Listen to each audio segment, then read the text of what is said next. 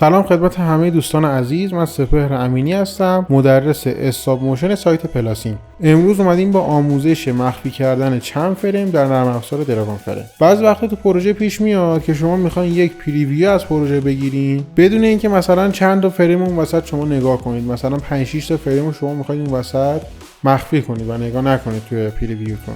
برای این کار مثلا من میام از فریم 4 من توی این پروژه تا فریم 7 رو سلکت میکنم، شیفت رو نگه میدارم و فریم 7 سلکت میکنم.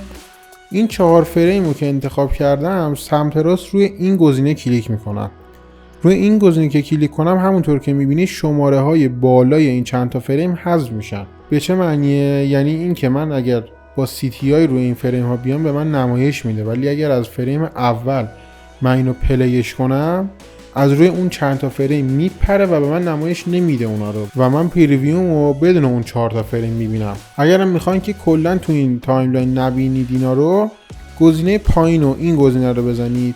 اینو که بزنید به شکل یه نوار آبی رنگ اینجا نمایش داده میشه، یعنی اینکه شما این وسط چند تا فریم مخفی دارید. برای برگردوندنشون هم کافیه که دوباره روی این گزینه کلیک کنید و فریم هایی که یه نوار آبی رنگ این شکلی دورشون دارن و مخفی شدن رو سلکت کنید و دوباره این گزینه رو بزنید که از مخفی بودن در میان. فقط دقت کنید بعد از اینکه شما فریمی رو مخفی میکنید، مثلا من از این فریم چند تا کپی میگیرم، این 2 تا کپیشو من مخفی میکنم.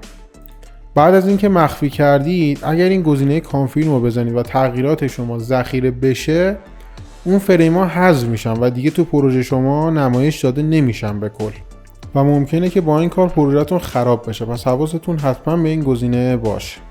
امیدوارم که این آموزش به دردتون خورده باشه. تا آموزش بعدی، خدا نگهدار.